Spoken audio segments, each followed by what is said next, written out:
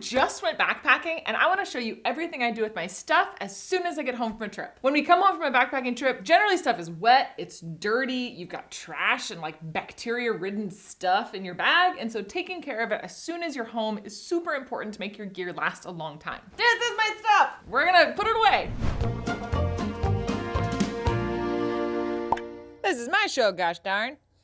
I just filmed a video on the day in the life of a backpacker, and this bag is actually packed from that trip. If you haven't seen that video, you should watch it next. But in this video, I'm going to unpack my bag and put all of my stuff away and show all of you how I do that and how I organize. I'm gonna talk through everything that you should do with your backpacking gear as soon as you get home from a trip, but realistically, none of us are gonna do this right away. If you can do it within 24 hours, you're probably doing better than 90% of the backpackers that I know, myself included. So it's really just more about knowing the best processes for how to make your gear last a long time, how to store it properly, and to just build in like systems and habits that you can hopefully continue throughout your life of backpacking. I have not yet unpacked or touched this bag since my trip, but the one thing that I did do is throw away all of my trash from my bear canister. That is something that I do at the trailhead if they have a trash can, or that I'll throw away like at a gas station on my way home. I have just run into too many situations where I've forgotten about trash in my bear canister and like had a disgusting mess to deal with weeks or months later. Oh, actually, story time. So a friend told me a story about how one of their friends left all of their backpacking food and trash in their bear bag for an entire winter season. And when they went back to get their bag, they had a bear bag full of moldy, disgusting, stinky trash that had just like turned black on the inside of a smell-proof bag. Throw your trash away, people. Yeah, people. Yeah, people. Wow, Rainer, have you thrown your trash away since this trip? Yes. I threw away the trash from this trip after like 4 days. Okay, that's not too bad. Do you want to know something really bad? Back before I used a bidet and I would like carry out my toilet paper, and I forgot about it until my next backpacking trip when I went to like open up my poop kit and I had a little plastic baggie of poopy toilet paper in there. Yeah. I want a bidet on my toilet. But you get sponsored. Sponsor me, bidet people. This is my bidet, gosh darn. Anyway, back before I had a system for dealing with my backpacking gear when I got home from a trip, I would actually just take my whole bag and shove it in a closet. But the problem that I ran into is that I would just forget that my bag was there because I wasn't looking at it. So now my system is actually to intentionally put my bag in a place where I have to see it every single day until I unpack it, because I'm not gonna forget about it. Normally, if I was unpacking my bag at my house, I would just pull items out piece by piece and just put them away. But because this is a video, I'm going to empty my entire bag, and then from there, we'll go ahead and organize it and sort it. Cool, let's do it.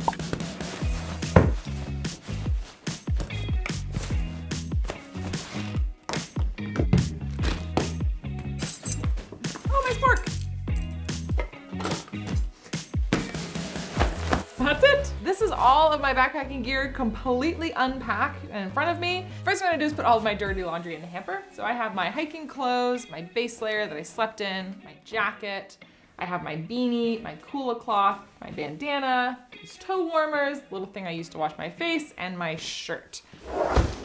If you haven't cleaned your insulated jacket in a while, then it should definitely go in the wash. My rain jacket's still in pretty good shape, but if you have noticed that your rain jacket is starting to wet out, or if water is starting to soak into the fabric of your jacket, then it's probably time to wash it and dry it, which will revive the durable water repellency, or DWR, on your jacket. That's laundry. Great, wow, that worked out way better than I expected. The next thing that you should do when you return from a backpacking trip is put away your perishable and non-perishable food and wash your dishes. When you're washing things like your spork or your pot, make sure you include in that your water bottle and the tube to your reservoir. Rainer, when was the last time you washed your Nalgene? Fine, washed your Nalgene. How's it? When was the last time you washed a water bottle? I use smart water bottles. I never wash them. Because they're smart. Listen, people, your water bottle has to be washed. So you know what dirty mouth bacteria and water in a water bottle create? Perfect environment for mold. Wash your water bottle. Rainer. You know how many of my Nalgenes smell like just like vaguely just a hint of Noon? Yeah, if you're putting Noon tablets in your water bottles, like there's just always going to have like essence of Noon. Give me the Noon perfume ad. Essence of Noon is the essence of beauty. Great. Please, for the love of all things good in this universe, wash your water bottle with soap and water. As far as food goes, like I said, I already unloaded the trash from my bear canister, but I have a couple other things in here that I have to put away. Leftover snacks. Now all that I'm left with in my bear can is my trash bag. This is what had all my trash in it before I emptied it out and threw it away. This does actually need to be washed, and then I'll hang it up to dry. This is my full cook kit, and on the inside of this pot, I have my stove, piezo, backup lighter, a fuel canister. Even though my fuel canister goes into this pot when I'm backpacking to save space, I don't actually keep my fuel in my pot when I put my gear away. I have this fear that I'll be like, oh, there's fuel in my pot, and I'll just go on a backpacking trip and I won't check the fuel levels, and then I'll end up not having enough fuel to cook. So for that reason, I always store my fuel canisters together so that I can pick the one that has the most fuel in it. So I'm always like actively packing fuel for a trip. So once all this stuff is washed and dried, I actually put my full cook kit and food system in my bear canister to store it. Like that. Now this is all compact and ready to be put away. Poof! Look at us, we're already whittling down. This is my toiletries bag. I actually store this with the rest of my toiletries in my bathroom at home because I need to restock things like medications, toothpaste, so this just goes with the rest of my toiletries. So we've done laundry, we've cleaned dishes, we've put away food, we've put away toiletries. So now we're left with the really big stuff and then the really small gear. I keep all of my smaller pieces of backpacking gear in an action packer in one spot. Action packer, packable hat, hand sanitizer, bug repellent, sunscreen, headlamp, but I wanna make sure it's locked first, lights. This is the Nemophilo Elite pillow, and it has revolutionized the way that I sleep at camp. It's a pillow that I didn't even want, and I got, and I love it now. You know it's good when someone's like, I didn't even want this thing, and then when they got it, they loved it. This is exactly the plot of Pride and Prejudice.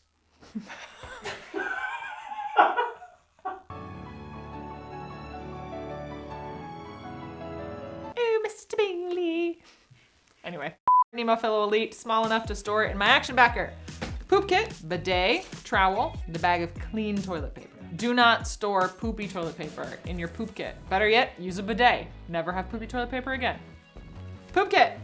First aid kit. I have been known to have a improperly stocked first aid kit. And my process now is to write down anything that I use from my first aid kit as soon as I get home from a trip, and then immediately restock it before putting it away. This is just so that I don't accidentally forget that I've used Band-Aids over the course of several trips. Now that my first aid kit is fully stocked, it goes in here.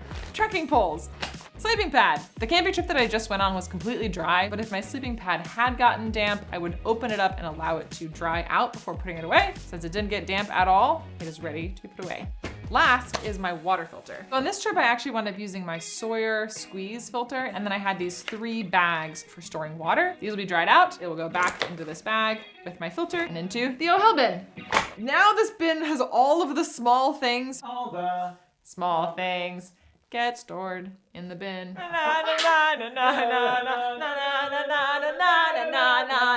All the small stuff in the bin, and then this is ready to go back in my closet.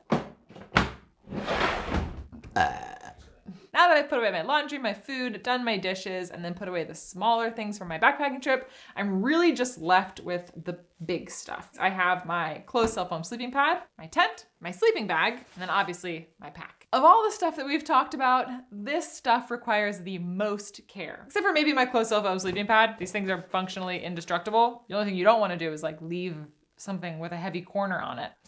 Can you make an example of a heavy corner? Shakespeare's folio.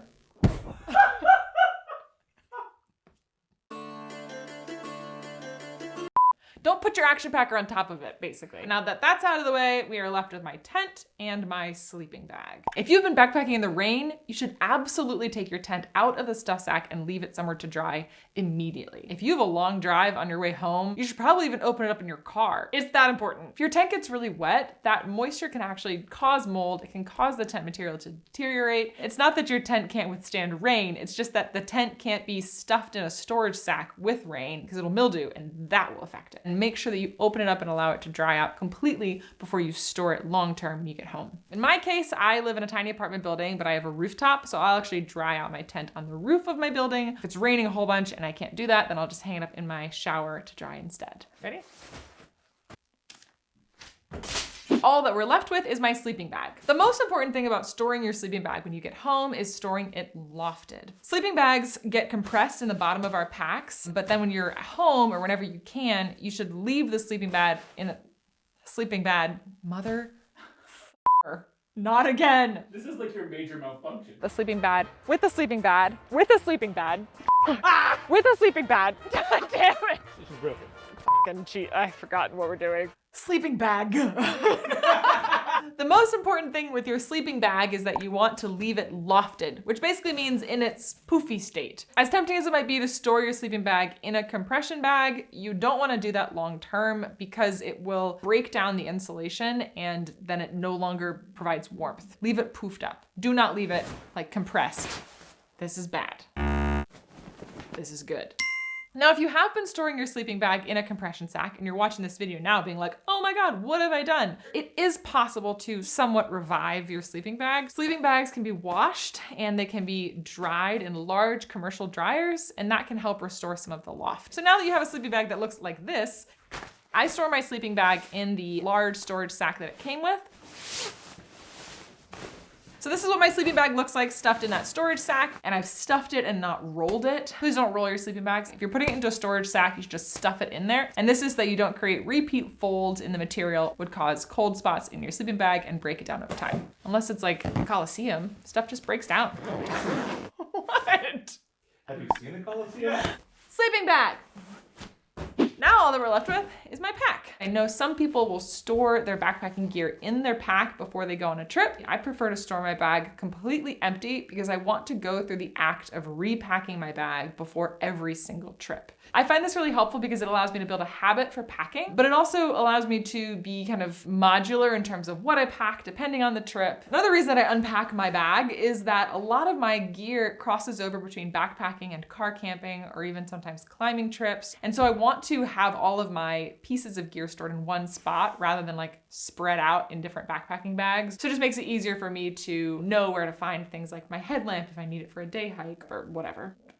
A lot of people ask about how to clean a backpack. If you want to clean it because it looks dirty, I would say just embrace the dirt. It's just like part of its character. But if you want to clean it because it smells bad, I would focus on areas like the shoulder straps and the whole harness system and just do a spot clean. Get some soap and just get in there and then let it dry out completely before you put it away. But now that my bag is completely empty, I have checked the hip belt pockets for things like wrappers from bars. I've checked the brain of my pack. I've removed all trash. Now it's just time to store it and put it away. What I like to do is buckle everything up and cinch down all of the compression straps and just get it as small as possible.